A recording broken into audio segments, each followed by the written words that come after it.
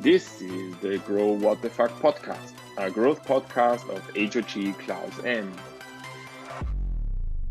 Hi, my name is Klaus-M and I'm co-founder and head of growth of UserSnap. In the GroWTF podcast, I want to share with you the successes, but more the failures and learnings from growing our B2B Saas company as a co-founder and as a head of growth.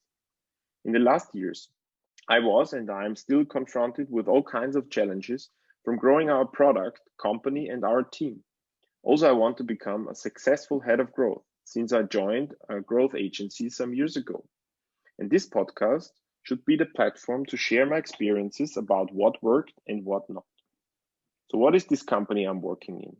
UserSnap is a feedback platform that helps businesses to build better, more successful products and services with user feedback. A bit about myself. I'm a serial entrepreneur, and in the last 20 plus years, I co-founded 3 companies within the tech marketing industry. 2 of them got acquired, one by Atlassian. Let's start with today's podcast. But before that, don't forget to subscribe on iTunes for this podcast or sign up on GroWTF, so it's GroWTF.com to stay connected. This will bring you 7 years of good luck. Hi and welcome to this episode of the GroWTF podcast. And today we're talking about goal setting and OKRs. And here with me is Lorenz, an old friend, business partner. Hi, Lorenz. Hi. Thanks a lot for your time. It's great to have you here. Thanks for inviting me. Of course. Today I thought about how long do I know you, and I think I know you since 4 companies you built. Yeah, and the most of them already sold. Yeah. So this is the time unit we're talking today. No, Lorenz, great that you're here.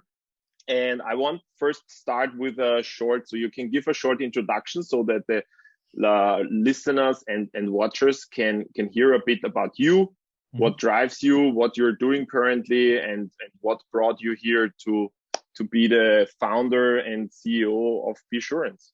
Okay, thank you so much. Perhaps start with an introduction of myself. So my name is Lorenz Gräff. I studied physics. Did an executive MBA in my late 30s, and that changed me dramatically because in that moment I learned that I want to be an entrepreneur. Before I was working mainly as a manager. And I think this is also great when you have both experiences, because OKR does have a lot to do with execution, which is more or less on the manager side, but it covers also a lot of entrepreneurial issues that you're facing, and therefore fell in love in a couple of years ago with OKR, with the OKR process. In the moment I'm running, I'm building together with 2 co-founders, bsurance, which is an insurtech where the company is built here in Austria, in Vienna. And we are now roughly a team of 30 people spread over Europe, and we're building an embedded insurance distribution platform. So we like to add value to the insurance industry, which definitely needs a lot of new value because it's a very old-fashioned industry, and digitalization didn't happen there up to now. Yeah, so far so good. That's great. So what I understood is you bring some technical fun to the boring insurance industry. That's true. That's true. Yeah, we try to let's say build it, or one part of the solution is a technical solution, but it's also a customer-driven approach, and it's a product-driven approach. So it's not only the technical stuff, so APIs and so on. It's more or less a 360-degree solution for. We believe in distribution of insurance should be changed. Yeah. Mm-hmm. Great. To be more cost efficient. Yeah. Mm-hmm. Okay, that's great. No, I mean we know each other since long time, and I always love to go, like, most of the time go running with you and talking about entrepreneurial issues. And I was also happy, like last year we kind of had a lot of chats about OKRs and goal setting. And I think both of us, because I remember maybe you can remember the one time we were in this cafe, and you created your personal goals in the mind map. Yeah. And this is where I knew that we are kind of, brothers by heart in this area, because I also love personal goal setting. And then of course I transformed that into goal setting for my businesses. So that's great, Lorenz. So let's start let's get the gears up into goal setting and OKRs. And my question would be, like, how important do you think is goal setting overall for a business and a company and a team and your company? And currently I would say that we are talking first, I mean, our companies are like around below 100 people, let's say. Yeah. So also to give some context in which size we're talking. Yeah. But how important is goal setting for you and for your business or company? I started as a preparation to think about that question, and I think it's heavily depending on the maturity of the company. Yeah. So the first time I was getting in contact with goal setting processes was more or less in a typical SME world, company, 100 people, management per objective. Yeah, so we did a lot of goal setting and bonus payout and so on. And I was always a bit frustrated because my understanding of this standard or this old-fashioned target processes is that the people always try to cheat with the targets. Yeah, so either you give them targets which they don't achieve, then they are very frustrated, and sooner than later they will quit, or they set the goals on their own, and typically they tend to set the goals in a way that they can achieve them, which is not the 100% you should aim for. It's just the 50%. And therefore, and I understand why this is a problem, because it's mainly a problem because cash components are bound to the target process. The first time I learned later in my first startup, which was also a software company called eRecruiter, we used a different kind of processes, fourth dimension. But also in fourth dimension, somehow the cash component is not directly bound to the target process. And I learned how much power that is. So that the people can choose the targets, and there's a different way of how they get compensation when they hit the targets, but it's not directly bound to, you need to sell 100 pieces, and if you sell 80 pieces, you get 80%, because what typically happens, the people says, okay, I just want to sell 80 and I get 100% of my bonus. So I learned, okay, to separate these two things is quite important. And I've seen also there at that company how much power you can how to say that the people are developing, because they feel that they are responsible for target settings, and that they can interact how the targets should be set. And that typically when you have let's say a high quality team, so good people which are working together, they typically tend to give them higher targets than you would normally set to them. So somehow this is developing in a culture that the people really work hard to achieve something. And I find that very interesting, because when you're doing that, you are also more happy with the work. And I think this is very important. A culture of let's say of performance, and also a culture of happiness, so that you love to go to work, and being independent somehow is very important, that you get more happy at the work. And so in the end, everybody is working as a or let's say as an entrepreneur on this micro level. But that's the reason why, for example, I wanted to be entrepreneur. I wanted to have the absolute freedom. I don't want that people telling me what I have to do. So, and the problem with that kind of process was with fourth dimension. It's quite open, but there's a very focused way how to do it. So there is a plan, and you have to follow the plan, and that fits perfectly if the company is 20, 30, 40 people or 100 or a million people, but it's not so good if you're a small couple of people. And so therefore they said, okay, the idea behind very powerful, but somehow you need a different process. And that was the reason why I started to read books. And this is also something I have to, we're doing both. So we have, I think, meters of business books, and I instantly run into OKR. Yeah. I've megabytes of books. Yeah, okay. Yeah, I have even hard. So look here, this is hardware. Okay. And said, okay, that sounds very promising. And then looked also that there are good videos available, and I said, okay, this seems to be the standard in the world of startups. And why do I think this is important? And I think it's important to have such a process on every stage of a startup, but you perhaps have to adapt the process. Yeah, and I think it's important because you can generate a lot of power. Yeah, out of the people, yeah, with the same effort. So that means the investment is the same effort, but you produce much more power when everybody does understand where the journey is going. Yeah, and everybody who is a business leader knows how important communication is, and communication is mainly the main driving force to give the people the understanding where is the target, what is the journey. Yeah, but the problem is, when you're just communicating it's every decision is coming back to you. So this is just like you talking to someone, says, okay, we're going hiking, yeah, and we're going to that mountain, and then on the first when Junction. Sorry? Junction.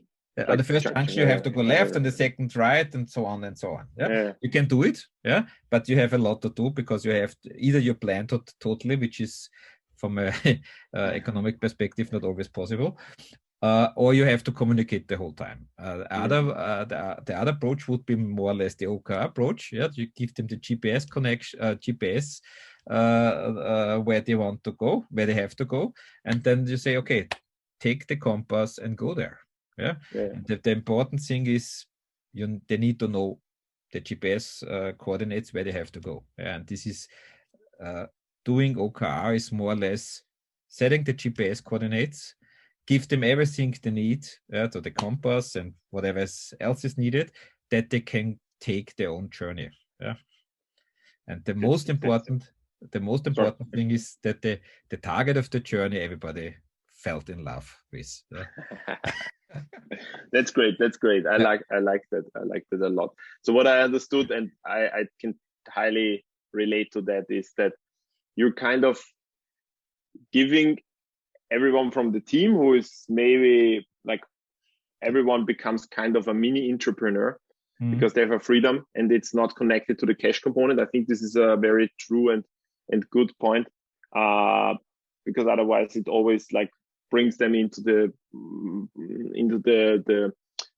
let's say the conflict with themselves. It's a conflict of interest, and there's typically people tend to solve that conflict. Make it easy for them, one way or the other way. But typically that's true. Yeah. That's true.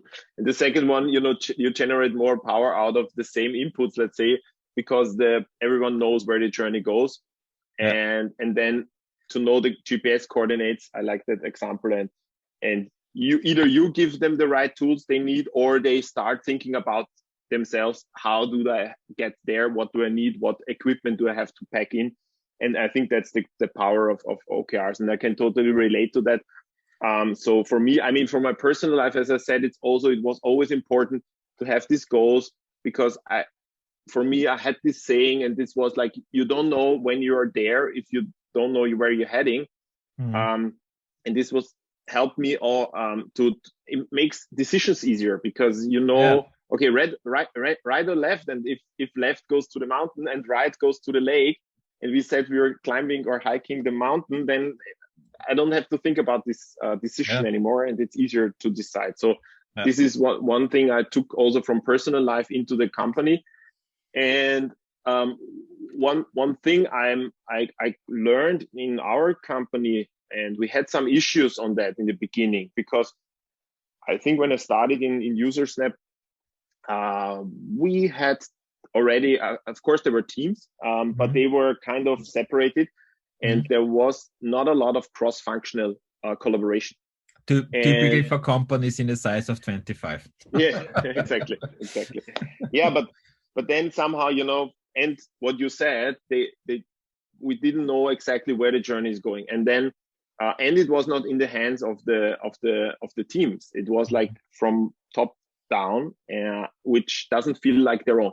This is also important. So the people also kind of were in the process, maybe part of this process, establishing the goals, and then it's their own, and then they put way more effort into that. At least this is my experience, and we had a lot of troubles in the beginning. Communication was not aligned, the product offering was, or the product development came something different out than the marketing was saying. There was like a fence, it felt like a invisible fence somehow.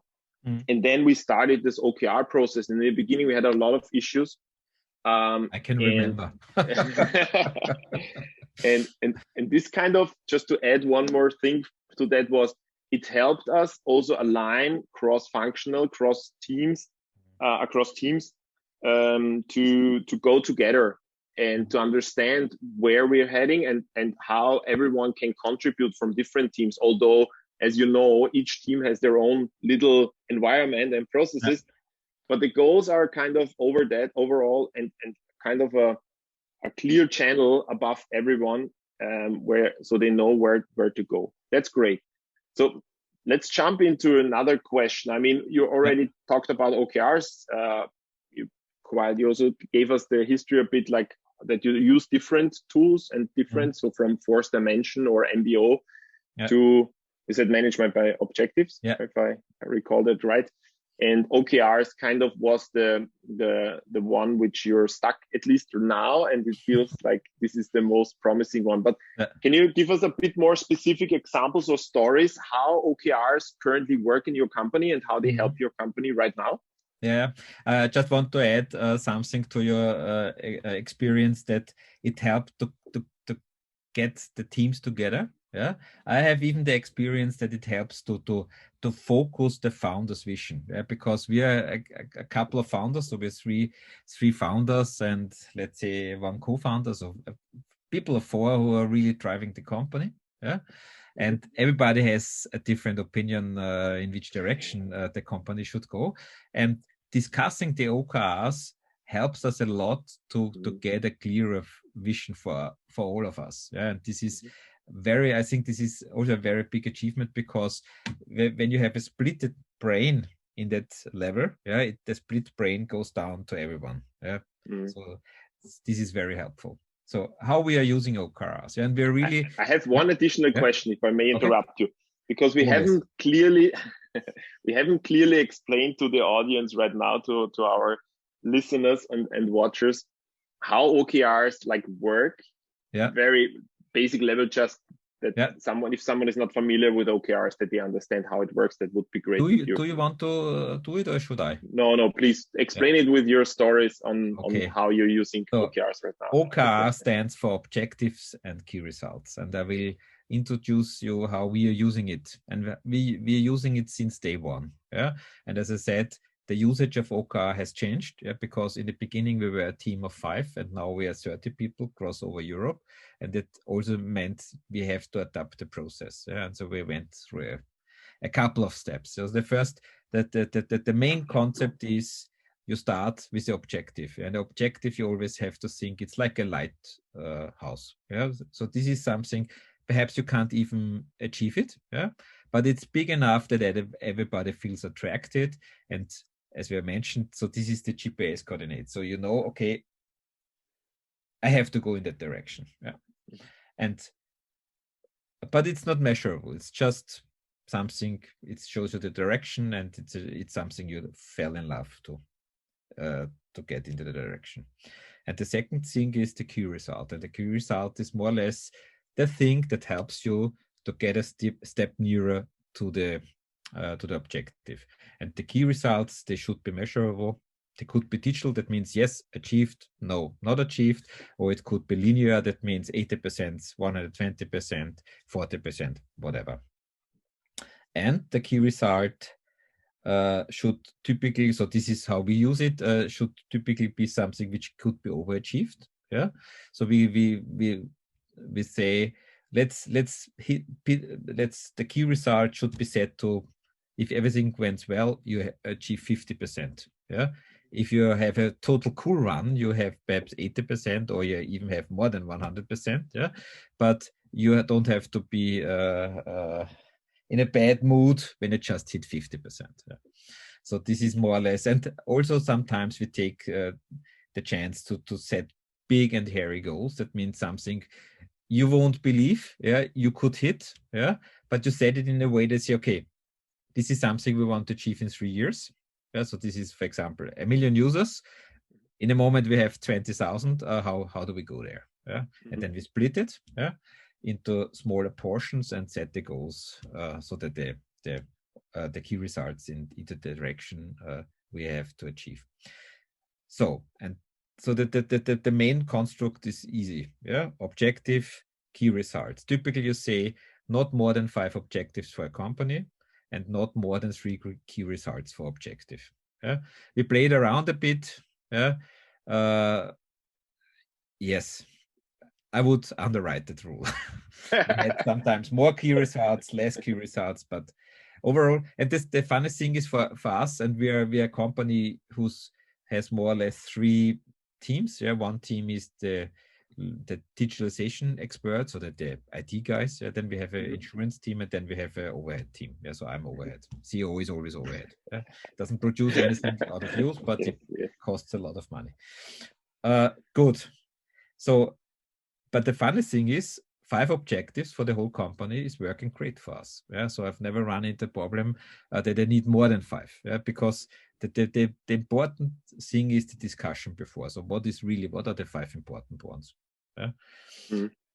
And then the question is, how often do you refresh the targets? Because objectives and key result is always about focus. That means throwing away something you don't need anymore is the way you should go. Yeah, because you learned something. For example, you focused on something, you learned something, and in the end you realized, okay, we learned a lesson, but it doesn't make sense to use it anymore. Just throw it away. That's fine. Yeah, don't look back and be in anger that you didn't know that half a year ago. That's the reason why you did it. You learned it. So somehow you need also dynamic in the process. And how we do it, we set a yearly goal. Yeah, so we have on a company level, we have yearly goals, and then we break it down to quarterly goals. Yeah, and we review it in a review process. And the process runs once a month. Yeah, that means once a month we look into the quarterly targets, yeah, objectives and key results, and how far we are. Yeah, where are we underwater and where we are doing great. Yeah? And we do it in the whole team. That means that's 1.5 hours for the company goals each month. And then we have a quarterly session where we review and prepare the next quarter. Yeah, and in the end of the year, we look back. What was the original plan? Where did we go? Where did we hit? What did we learn? Yeah, because learning is always great. Yeah, and looking back, and it's always interesting what was in January and what is the reality in December. Yeah. So this is the standard process, more or less, and you see it in the literature. Everybody is doing it, or many companies are doing it like that. I have a short question in between, because you said that, okay, you're going from annual goals. And when we're talking about goals, I want to be a bit more specific, because I want to understand objectives and key results.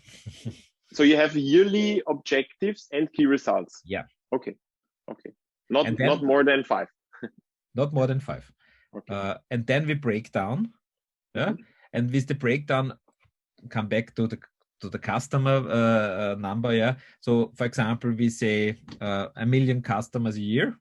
That means 250K in the quarter. That means we're focusing in Q1 on 250 new customers, in Q2, or if it's not linear, we focus on 200 and then 300 or whatever. Yeah. So that means we break it down, because in the end, we want to achieve 1 million, but we really want to already have a plan how we can go there. So what needs to be done, because the focus is shifting. Yeah, because if I need to get the first 100,000 customers, I need different things to do. Then everything is already going. Yeah, and I need just to spend more money on marketing, and then I get from 100,000 to 400,000. Yeah. But is it right? Did I understand it right that, let's say, the objective would be increase the customer base or the user base, and the key result is reach 1 million, and then in the first quarter, this is the annual one, and in the first quarter you have the same objective, so you say increase the customer user base and reach 250. Yeah. So the objective. I wouldn't choose the objective, because this is something which doesn't fall in love with. I would say we want to have the best product, and having the best product means many happy customers, and so this is the thing, the way I think. But I think this is highly personal, yeah. And it's also a cultural question. So how the team culture is. Yeah. Yeah, this is kind of something we struggled quite some time, and we changed it also to this mode after we had some conversations, because in the previous time when we started, we set the objectives every quarter. Like we restarted setting the objectives, and that gave us kind of the problem that some initiatives took longer, or it took longer that something changed, and we hadn't had the time. We have always the feeling, okay, now is a new quarter, we have to start something new.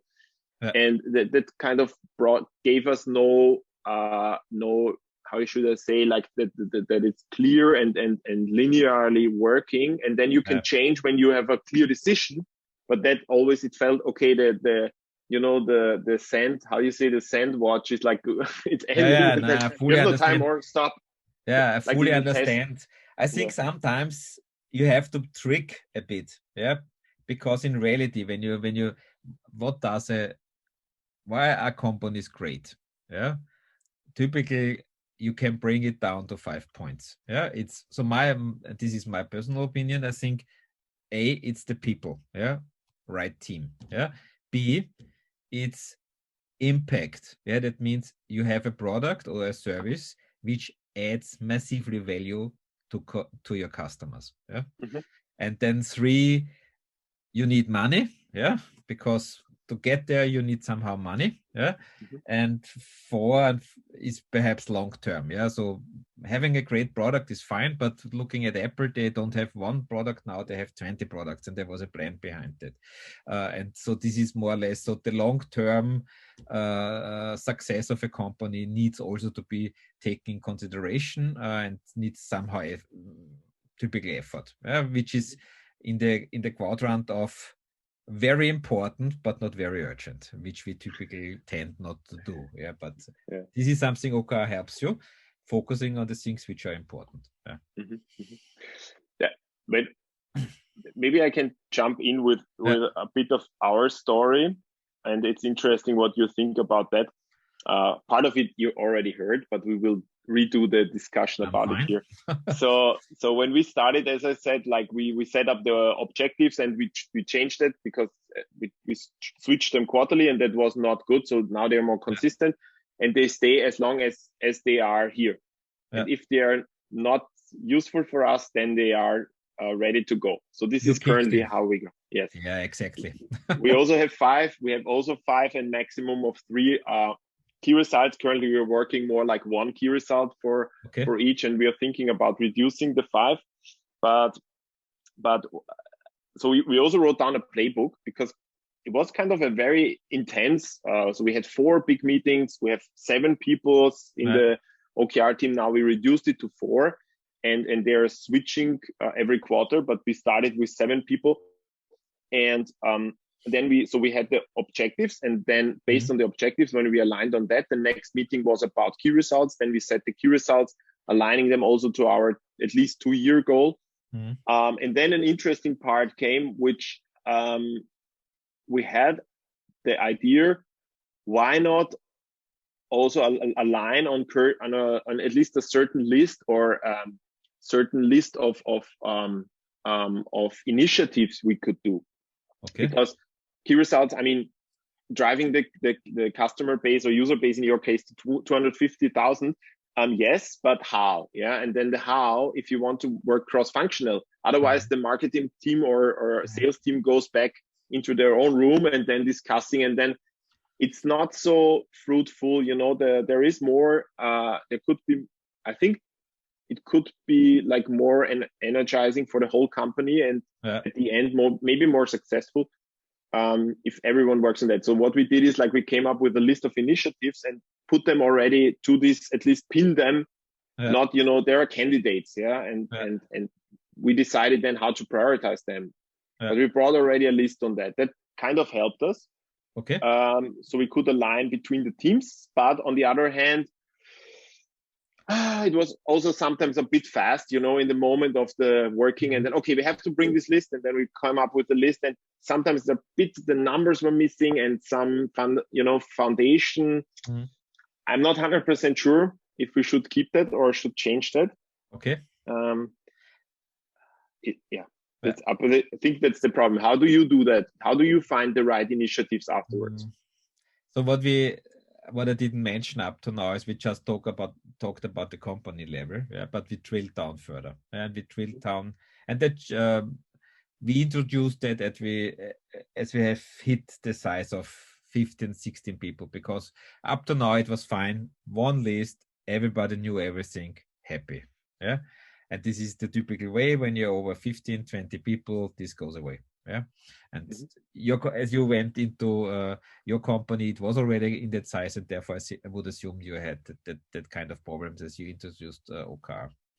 And what we said, okay, first of all, there must be the company level, which is the total guidance for everybody. And I think it's also very important that everybody understands, whatever he's doing, what the company targets are, because I have in my daily work 20 decisions each day, and if I don't understand what we really want to achieve, it's very hard.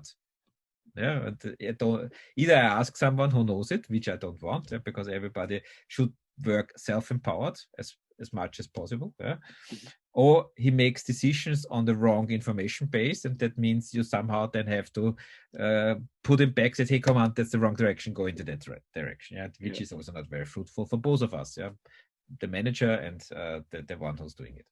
So therefore I said, okay, company goals are very important, but we need somehow to go into the team level, and do the same what we're doing on the company level also on the team level. And we introduced that. That means we do have now 2 sessions. One session, as I already mentioned, is the company session, and the second session, and we split them in the beginning. So until I think last October, November, somewhere, we did it in one session, and it ended up to being a fully monster session. It took 3 hours. Everybody, out of the 3 hours, I was speaking 2 hours, which is, when you do it via video, really exhausting. And we had to do it always via video because the team is split over Europe. So there were no real live meetings where everybody was sitting with a breakfast. So we really had to do it via video, and didn't work. And we got also the feedback, and fully understood that this is not the way we should do it. And then we decided, okay, let's split it.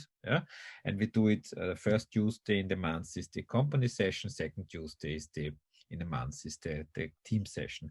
And the team session is done together. That means the preparations of the teams are doing on their own, but we're coming together in a session which is again roughly 90 minutes, where the teams present to each other team what they are focusing on, because this is exactly, I think, where we produce a lot of value out of it, because understanding what the others are doing, that we can reach the company goals is very important, because then everybody can understand, okay, how can I help them that they achieve their goals?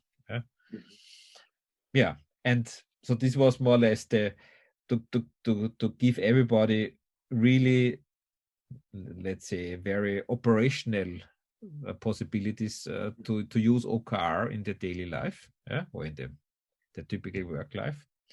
And the second thing what we introduced, and we are still running that, and I don't know how long we can run it, but in the moment we are doing it, it's a 30-minute session once a week, also via video, where everybody, this is more or less, we call it the weekly OKR. This is where everybody's telling what the most important key result he's working on this week, the next 5 business days. So we're doing that also on Tuesday. And that is so more or less on the micro level, because then we get a good understanding what the focus work of the people is. Yeah. And if you need someone else, you can mention it. So I'm doing that and I would need help from the insurance guys. Yeah? Or I'm doing that and I need Lorenz, I need more money or whatever. Yeah. So this is, this is very operational. Yeah? It takes 30 minutes and I'm really proud. Yeah. We are sometimes 25 people and we are time boxing it to 30 minutes. It's working. And what we're doing is focus on the week. So we focus on the week. So the first step is feedback from the last week. So what was my goal? How did I reach it? Yeah. So 80%, 60%, 0. I didn't have time. I had to switch my goal, whatever. Yeah, even that is allowed. Mm-hmm. And then the next 30 seconds, what is the goal for this week? And the good thing is everybody understands what we are doing. What is the focus work? Because there's a lot of other work which is not mentioned here. So this shouldn't be something where I'm doing that. So this is not the idea. The idea is, what is my focus? Mm-hmm. Mm-hmm. That's great, Lorenz. So I will quickly rephrase what I understood, because it seems also you're very near to the general process, how OKRs were set up when like John Doerr, I think he got from Andy Grove from Intel this. This one. Exactly. So he said, okay, and I understood from you that there is everyone should understand the company goals. So there are the OKRs, objectives and key results on a company level. So that helps you understand the company's goals. Then you break them down like teams. Teams come and have their own initiatives set into objectives. You know what they are planning to do to reach the OKRs goals on the higher level. And so that you're also reaching personal level, which is important. So what does everyone contribute to the team? And then next step to the company. You have a weekly time boxed meeting to align and see what they're doing on an operational level, but in an OKR form. And that's, I think, perfectly to the process. We're currently not there yet. So we're more on the company level and the rest is more in initiatives. It took us, let's say, I think we introduced it after a year. Yeah, because after a year, we've been 7-8 people. And somehow, until that, everybody knew what the others are doing. Yeah, because mainly you're sitting in a room, in a co-working space, and you get the understanding what everybody's doing. Yeah. Mm-hmm. Then we somehow had the feeling, okay, this information, I don't know what he's doing. I don't know what he's doing. And I said, okay, but it's not really needed. Yeah, but there is somehow the feeling of the people that they're connected. You need to give them the feeling that they're still, even if they're 10 or 20 or 30 or 50 people, let's see what we're doing when we're 100. I think we have to change that then somehow, that they feel, okay, we are doing this together and I understand what he's doing and what she's doing. So it's not from a managerial point of view. As a manager, I wouldn't need that, because there is no need for a manager, but it's needed for the team and somehow to make these connections in between the teams. That's great, Lorenz. As we are slowly coming to an end, thanks a lot for that. 30 minutes, and we're over the 30 minutes. is going quite fast, especially when the content is interesting and exciting. So for me, the part would be do you have any recommendations? You already hold up a book, so do you have any recommendations what you should read? Our podcast listeners will not see the book, so that's okay. So there is one Bible, and it's really a Bible. It's Measure What Matters from John Doerr. I highly recommend it. Yeah, it was for me, as I mentioned, I did already some other targeting processes. It was really fully understandable why OKR is better for a startup perspective. I don't say for every company, but for startups, why it is really better for startups. And then I have something which is not so famous, but I think it's also a great one. It's called Objective and Key Results Leadership. Because what is really the most important part of rolling it out is, I think the founders should understand the concept and should stay behind it. But the next level is that everybody who's leading other people is fully aligned and fully understands what OKR is. And therefore, this leadership book, which is from Doug Gray, is great because it gives you good introduction on how to roll that out to a big organization, which is sometimes always a problem. Yeah, totally get that. So before I do a small summary, is there anything you want to add which we haven't covered, which is important? I'm always thinking about the flaws. Yeah, I think there is a scaling flaw, and we will hit that later, somewhere between 50 to 100.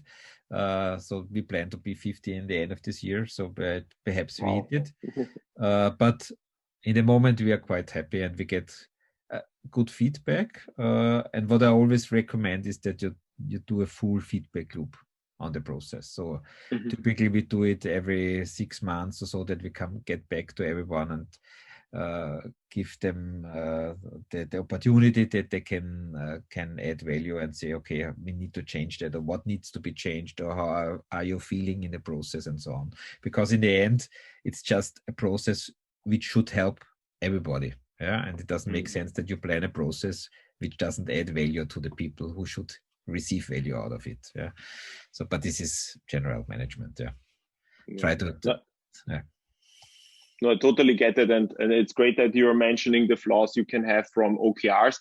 It feels a bit, we are all like, all companies are like living organisms. And when you think, just to take an example, which you probably can relate to, is if you're doing yoga, and not for everybody, every exercise is working in the same way. And you have to find your own strategies, how it works out. And this is, I think, best done in doing also, I can fully agree to do retros on a regular base and go into the team, ask them for feedback and understand, okay, what is working well? And sometimes you believe it works well and maybe they don't think so, and you have to address that. Otherwise you won't get the full buy-in, and that's something which could keep you from from succeeding, although you maybe did everything right on the process perspective. So totally into that. Yeah, that's great. So retros are important. Okay, so let's quickly sum up.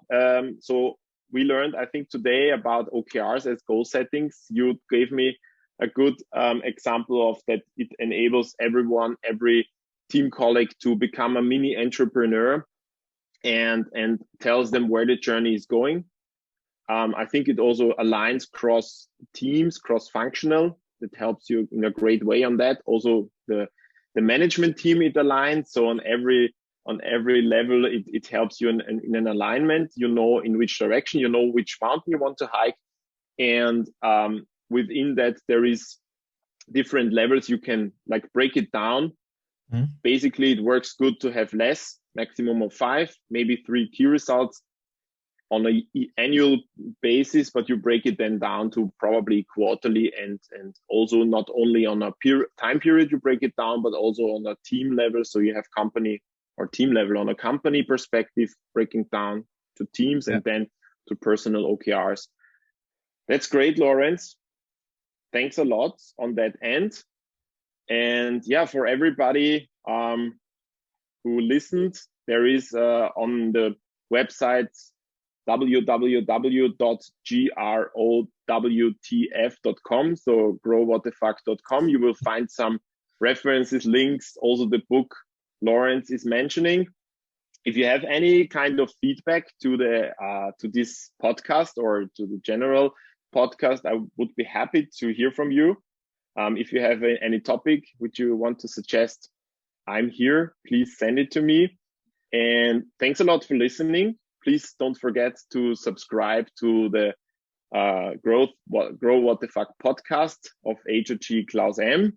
Thanks for listening and have a wonderful day. Bye-bye. Bye-bye. Thank you for having me.